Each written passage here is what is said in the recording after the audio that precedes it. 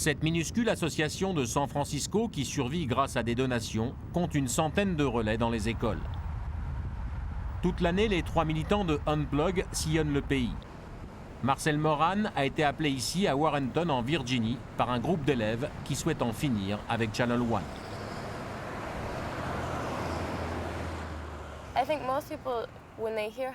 C'est quand les parents découvrent que Channel One gagne 4 millions de dollars par semaine grâce à la pub qu'ils commencent à réagir. Ils se disent « Nous n'avons même pas d'argent pour acheter des livres ». Et puis beaucoup de parents sont énervés de voir qu'il y a tant de pubs pour de la nourriture de mauvaise qualité ou des cosmétiques qu'ils interdisent chez eux à leurs enfants. Ou bien des pubs pour des vêtements trop chers. Il y a des parents au Texas qui étaient en colère à cause des pubs pour des baskets à 150 $ alors qu'ils n'avaient pas de quoi payer. J'aime manger chez McDonald's. J'aime acheter Pepsi. Non, est-ce que ce mot veut dire acheter? Non, j'aime boire du Pepsi. Voilà. Aux États-Unis, les enfants sont devenus la dernière frontière du marketing. Les grandes marques envahissent tout leur univers. Dans des centaines de maternelles américaines, des enfants apprennent à lire leurs premiers mots en les associant désormais à des marques de fast-food.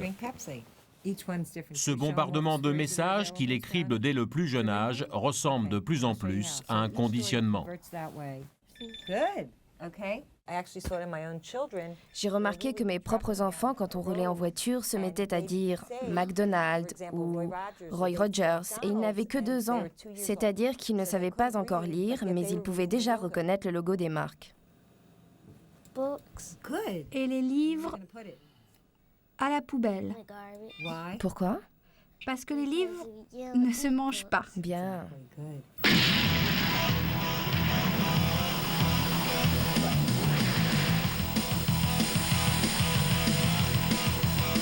Les kids ont de l'argent, beaucoup d'argent. Entre 4 et 18 ans, les enfants américains dépensent 80 milliards de dollars par an. C'est le seul segment du marché qui ignore la crise et dépense sans compter. Pour forcer les tirelires, les services de marketing ne reculent devant rien.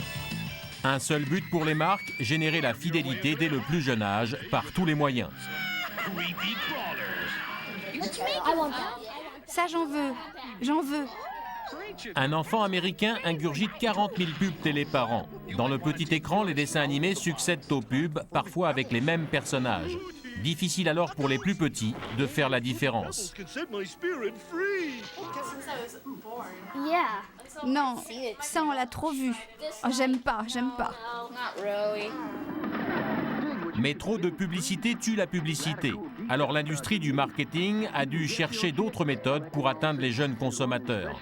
Et elle s'est tournée vers Hollywood.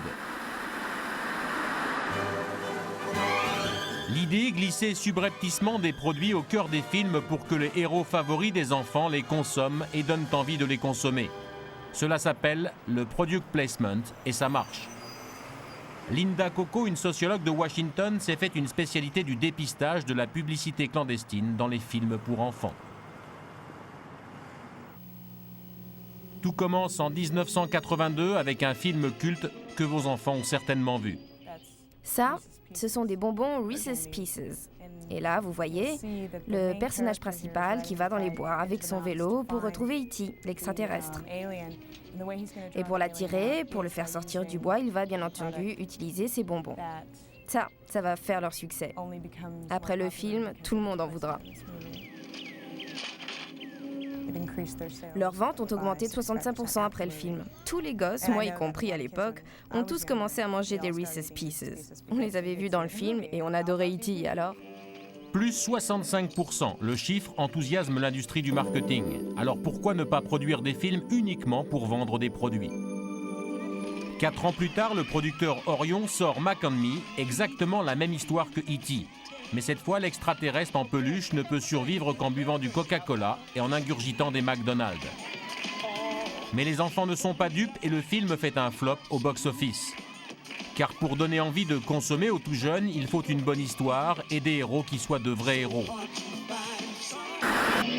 Les Tortues Ninja, par exemple, sont d'excellents vendeurs.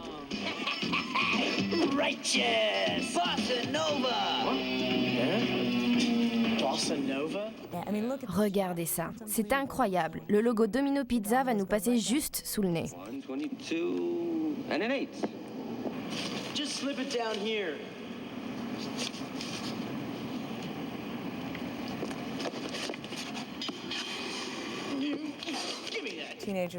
Quand les adolescents ont vu ça, ils ont pensé que c'était sympa de manger des pizzas Domino, puisque leur super-héros favori, les Tortues Ninja, en mangeaient. Et c'est vrai que les tortues sont très sympas. Elles ont le sens de l'humour, elles sont brillantes et malines, et elles mangent des pizzas Domino. Donc manger des pizzas Domino, c'est un peu leur ressembler. C'est plus fort qu'une publicité classique.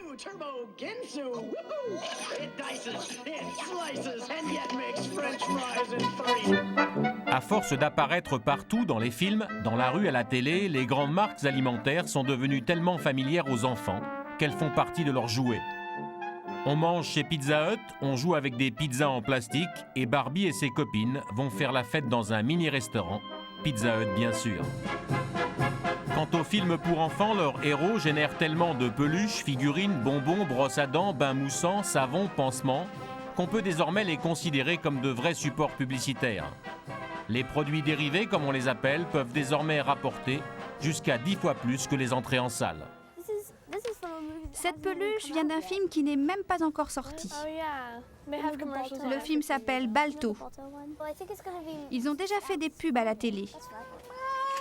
Parmi les rares institutions qui s'élèvent contre ces méthodes, le Centre pour l'étude du commercialisme de Washington, D.C. Michael Jacobson, son créateur, s'est rendu célèbre en publiant plusieurs best-sellers sur le sujet. Ça commence dès le plus jeune âge. Les entreprises essayent de familiariser les enfants avec un nom de marque ou un logo. L'objectif, c'est que les enfants les voient comme des amis. Avec ça, on peut cuisiner comme chez McDonald's. Mon sentiment, c'est que les enfants ne devraient pas être vus comme un marché. Ils ne devraient pas être des cibles pour publicitaires. Ils ne comprennent même pas ce que sont les publicités. Alors pourquoi profiter d'eux? Tous ces publicitaires surdiplômés n'ont en face d'eux que des mômes de 3 ans. Ce n'est pas du jeu. Cet homme, c'est le gourou des publicitaires. Pour lui, 3 ans, c'est déjà trop vieux. La vraie cible, c'est le nourrisson. Je ne sais pas encore ce qui se passe entre l'âge de 2 mois et celui de 2 ans. Mais c'est dans ce laps de temps qu'un enfant devient un consommateur au sens le plus élémentaire. Donc toute publicité qui passerait à la télévision et qui serait trop compliquée serait perdue.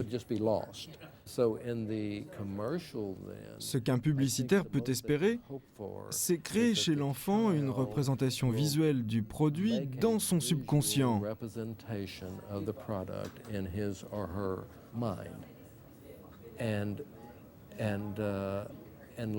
Puis qu'il s'en souvienne plus tard, quand il verra le produit à nouveau. Matraquage du message plus représentation visuelle du logo égale bébé consommateur. Mais cette formule magique qui fait des merveilles chez les tout-petits ne suffit pas pour s'attaquer au marché des adolescents. Alors pour comprendre ce que les ados ont dans la tête, les spécialistes du marketing ont mis au point des groupes de recherche très particuliers. Objectif, deviner ce qui fait bouger les jeunes et profiter de la moindre tendance pour faire décoller les ventes. En recherche marketing, l'entreprise ultime est sûrement celle-ci. Kids to Kids, les mômes entre eux. À première vue, pas d'adultes dans le décor.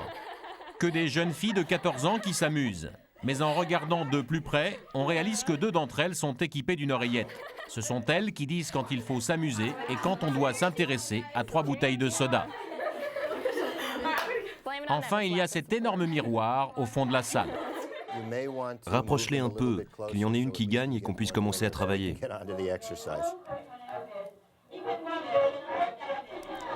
Voilà, comme ça. Derrière le miroir, 2 spécialistes du marketing équipés de micros sans fil. Rick Lickman et Cathy Miller donnent des ordres aux 2 jeunes filles. Ils observent, surveillent et prennent des notes. Demande-leur laquelle des bouteilles est la plus sympa, laquelle est la plus cool. Les filles, on voudrait savoir laquelle de ces bouteilles est la plus cool pour vous. Lunar line. 1, 2, 3, 4, 5, 6. Cathy, place-toi derrière le groupe numéro 2. On dirait qu'elle ne travaille pas vraiment. La rouquine, va derrière elle et assure-toi qu'elle participe.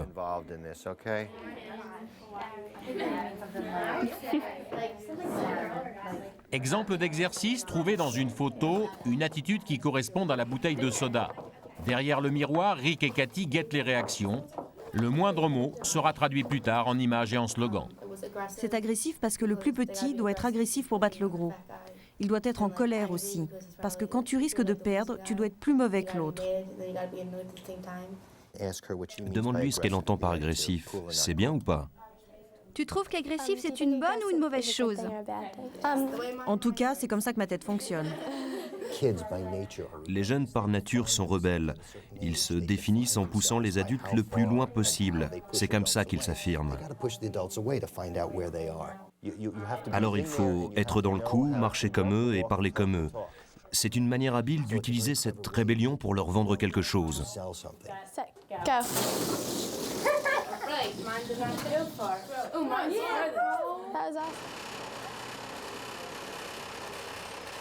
Existerait-il un sanctuaire où les sorciers du marketing ne pourraient poser le pied?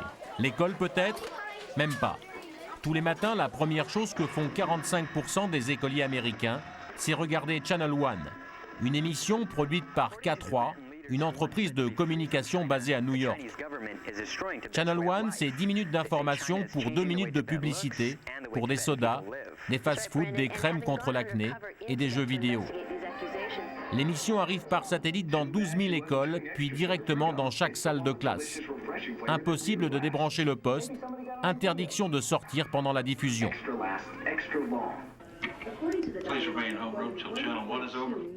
En échange, Channel One permet aux écoles d'utiliser gratuitement le matériel vidéo. Celui-ci leur est prêté aussi longtemps qu'elles garantissent que 90% de leurs élèves regarderont l'émission. Les gosses adorent Channel One. Vraiment? Oui, vraiment. Ils aiment tous ça? Tout le monde, ils adorent tous. Et les pubs, qu'est-ce que vous en pensez?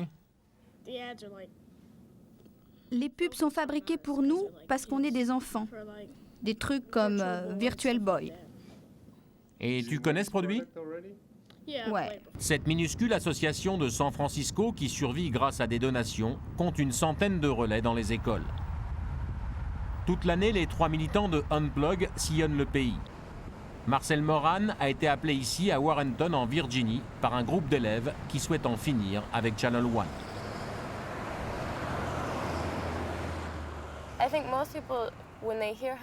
C'est quand les parents découvrent que Channel One gagne 4 millions de dollars par semaine grâce à la pub qu'ils commencent à réagir. Ils se disent « Nous n'avons même pas d'argent pour acheter des livres ». Et puis beaucoup de parents sont énervés de voir qu'il y a tant de pubs pour de la nourriture de mauvaise qualité ou des cosmétiques qu'ils interdisent chez eux à leurs enfants. Ou bien des pubs pour des vêtements trop chers. Il y a des parents au Texas qui étaient en colère à cause des pubs pour des baskets à 150 $ alors qu'ils n'avaient... Qu'un vont pouvoir recevoir des nouvelles du monde. L'autre chose qui est importante, c'est que nous avons 12 000 écoles et 8 millions d'élèves qui nous reçoivent. Cela fait de nous l'émission avec le plus fort taux d'audimat dans l'histoire de la télé pour adolescents. Nous sommes uniques. Nous sommes le seul endroit où McDonald's, Pepsi et Disney peuvent cet après-midi toucher 8 millions de jeunes. Dans de nombreux collèges, pourtant, Channel One a rencontré une opposition violente. Si vous refusez de regarder Channel One, vous serez suspendu pendant 3 jours. En 1990, dans le Nord Dakota, 300 élèves protestent en quittant leur classe. C'est contre la Constitution de nous forcer à regarder cette émission et ses pubs. Devant les télés locales, des enfants de 13 à 14 ans invoquent la Constitution des États-Unis pour exiger le droit de ne pas regarder les publicités.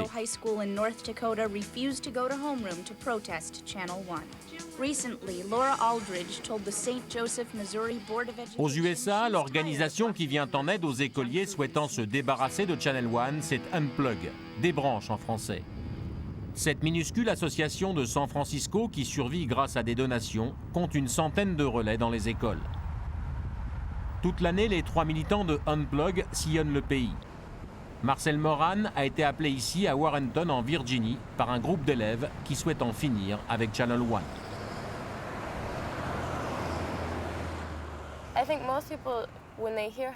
C'est quand les parents découvrent que Channel One gagne 4 millions de dollars par semaine grâce à la pub qu'ils commencent à réagir. Ils se disent « Nous n'avons même pas d'argent pour acheter des livres ». Et puis beaucoup de parents sont énervés de voir qu'il y a tant de pubs pour de la nourriture de mauvaise qualité ou des cosmétiques qu'ils interdisent chez eux à leurs enfants. Ou bien des pubs pour des vêtements trop chers. Il y a des parents au Texas qui étaient en colère à cause des pubs pour des baskets à 150 $ alors qu'ils n'avaient pas de quoi payer le déjeuner de leurs enfants. Sana et Thomas ont tous les deux 15 ans. Pour combattre Channel One, ils ont créé une association SOS, Save Our School, Sauver notre école. Marcel Moran de Unplug les rencontre dans une salle de leur collège.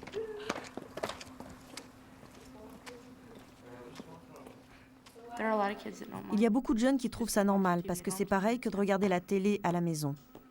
Moi, ce qui m'ennuie, c'est d'être obligée alors que je devrais avoir le choix. Les étudiants devraient avoir une alternative. Ça devrait être inscrit dans la loi. Il y a des élèves ici qui sont collés le week-end parce qu'ils refusent de regarder Channel One.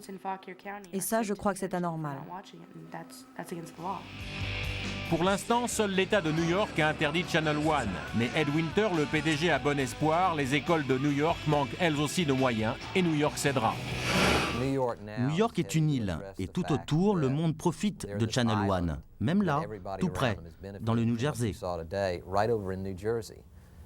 Alors nous disons, de quoi avez-vous peur? Laissez les écoles de New York avoir accès à Channel One.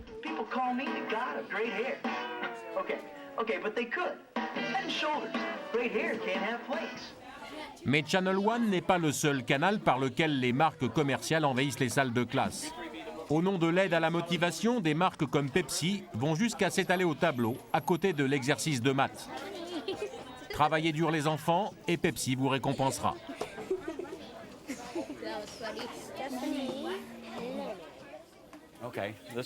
Attendez, je vais vous montrer un petit peu comment ça se passe ici. Alors, si les mots ont de bonnes notes, des A, des B ou des C, eh bien on leur offre ce disque avec plein de coupons de réduction sur des produits Pepsi. Là, par exemple, c'est de la glace. Vous voyez, c'est Pepsi qui paye. Mais seulement s'ils ont de bonnes notes. Pour moi, c'est une honte. Mais c'est l'état de ce pays aujourd'hui. Il faut motiver les gosses comme on peut. Mais je ne peux rien faire, alors je préfère me taire. Chaque année, des dizaines d'agences de marketing abreuvent les écoles de plus de 100 millions de pseudo-kits pédagogiques ou de couvertures de livres qui ne sont en fait que de la publicité pour les annonceurs. Cette publicité est apparue dans un journal professionnel pour entreprises. Elle dit « Contactez-le au bureau ». Son premier boulot, c'est la maternelle. Modern peut placer votre matériel éducatif sponsorisé dans son école. Alors, si ce client vous intéresse, appelez-nous. C'est un appel flagrant aux entreprises pour qu'elles fassent leur pub au cœur de l'école.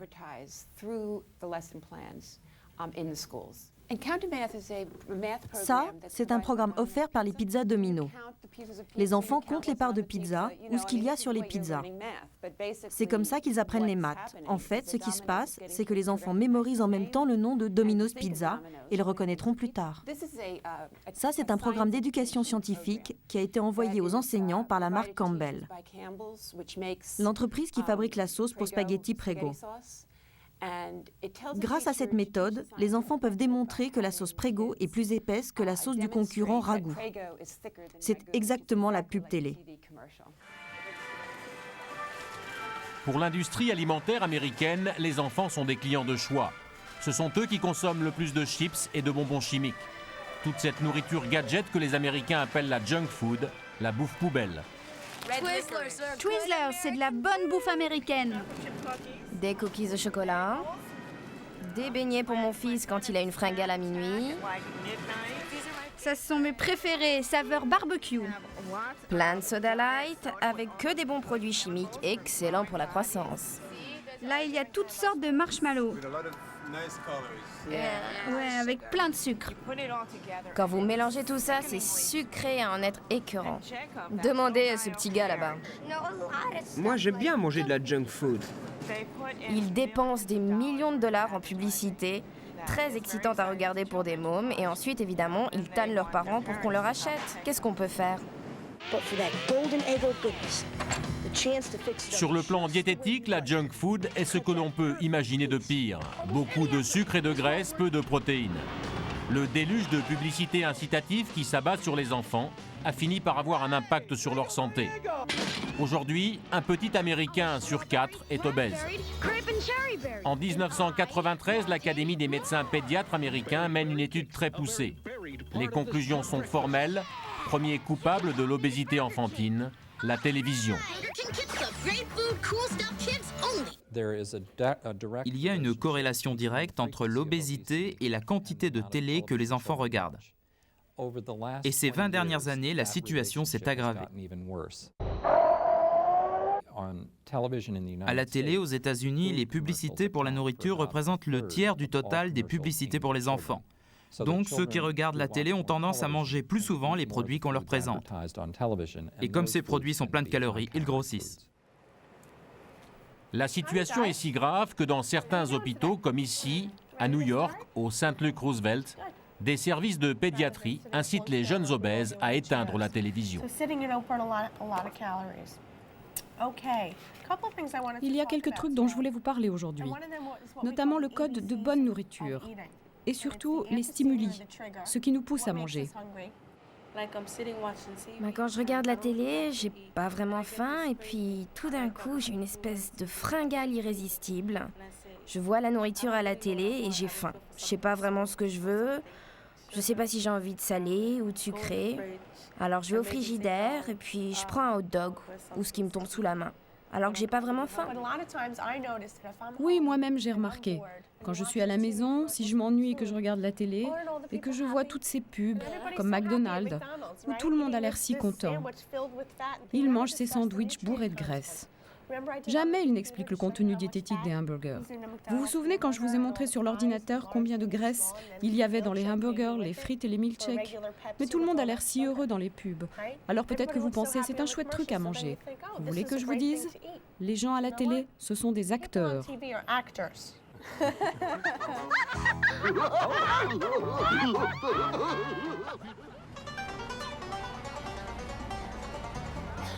Mais rien n'arrête les publicitaires.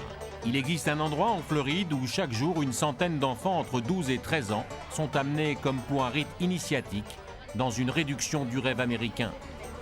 Ce moment magique, ils l'ont préparé dans leur école pendant 8 semaines. Toute l'année, ils en ont rêvé. La journée au village des entreprises.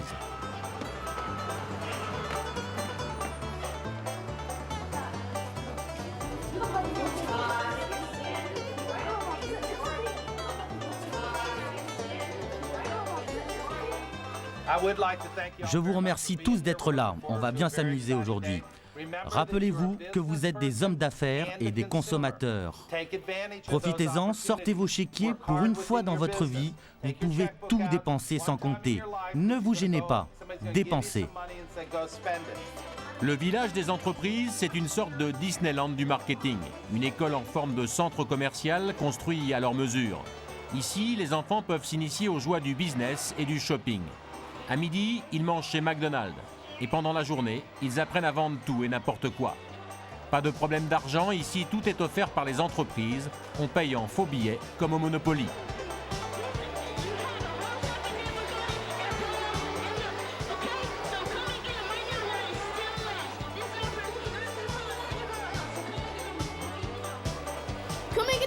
Venez chercher ce verre, 3 $ seulement. Regardez, il y a le Père Noël dessus. Vous pouvez boire comme ça, vous pouvez y mettre ce que vous voulez, du Pepsi, du Coca ou même de l'eau.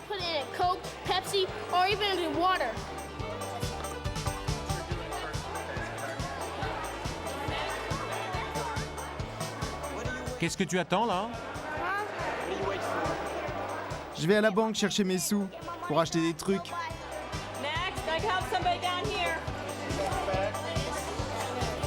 Les fondateurs du village n'ont eu aucune difficulté à convaincre les marques de financer leur projet.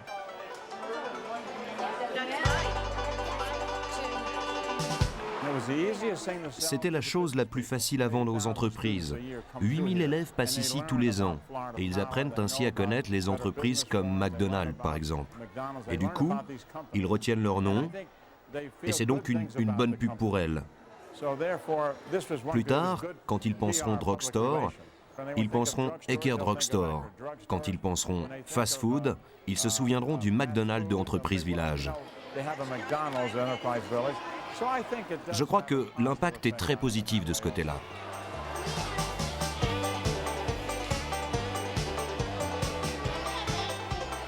Et comme tout citoyen des États-Unis, même pauvre, a le droit d'accéder un jour au fameux rêve américain, personne n'est exclu du village des entreprises. Même James, qui pour un jour se voit confier la direction du mini McDonald's.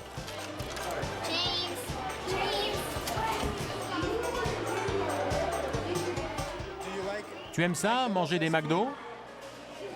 Oh oui. Et tu en manges souvent? Non, pas très souvent, quand je peux. Pourquoi tu n'en manges pas souvent? En vérité, je n'ai pas assez d'argent pour y aller tout le temps.